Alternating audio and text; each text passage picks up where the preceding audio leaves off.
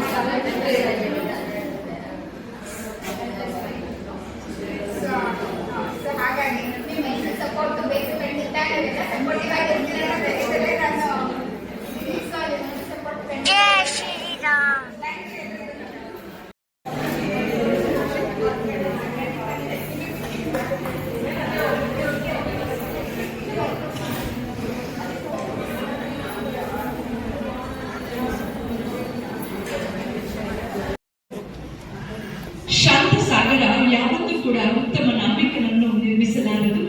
ಹಾಗೆಯೇ ನುಣುಪಾದ ರಸ್ತೆ ಯಾವತ್ತೂ ಕೂಡ ಉತ್ತಮ ಚಾಲಕನನ್ನು ಕೂಡ ನಿರ್ಮಿಸಲಾರದು. ಏನೇ ಒಂದು ಜವಾಬ್ದಾರಿಯನ್ನು ವಹಿಸಿಕೊಂಡಾಗಲೂ ಸಹ ಅದಕ್ಕೆ ಆದ್ಯತೆ ಮತ್ತು ಬದ್ಧತೆ ಎರಡನ್ನು ಕೊಟ್ಟಾಗ ಮಾತ್ರ ನಾವುಗಳು ಅಂದುಕೊಂಡಂತ ಗುರಿಯನ್ನು ತಲುಪಲಿಕ್ಕೆ ಸಾಧ್ಯ ಆಗುತ್ತೆ. ಈ ನಿಟ್ಟಿನಲ್ಲಿ ಹಿಂದೆ ಇದ್ದಂತಹ ರಚಿತಾ ವಿನಯ್ ಅವರು ಕೂಡ ಅದೇ ರೀತಿ ಕಾರ್ಯಗಳನ್ನು ಮಾಡ್ತಾ ಸುಮಾರು 150 ಕಾರ್ಯಗಳು, ಅರ್ಥಪೂರ್ಣ ಕಾರ್ಯಗಳು. ನೋಡಿ, ಸೇವೆ ಮಾಡಲಿಕ್ಕೆ ಇಂಗಿನಿ ಕೊಡ್ಬೇಕು ಅಂತ ಏನಿಲ್ಲ, ಸೇವೆ ಮಾಡಲಿಕ್ಕೆ ನಾವು ಯಾವ ಕ್ಷೇತ್ರವನ್ನು ಆಯ್ಕೆ ಮಾಡ್ಕೊಳ್ಬಹುದು. ಆದ್ರೆ ಸೇವೆ ಅಂತ ಬಂದಾಗ ಇನ್ನರ್ವೀಲ್ ಅಂತ ಬಂದಂತ ಸಂದರ್ಭದಲ್ಲಿ ನಮಗೆ ಕಾಣ ಸಿಕ್ಕಿದ್ದು, ನಾನು ಕೂಡ ಒಂದು 15-20 ವರ್ಷದ ಹಿಂದೆ ರೋಟರಿಯನ್ನು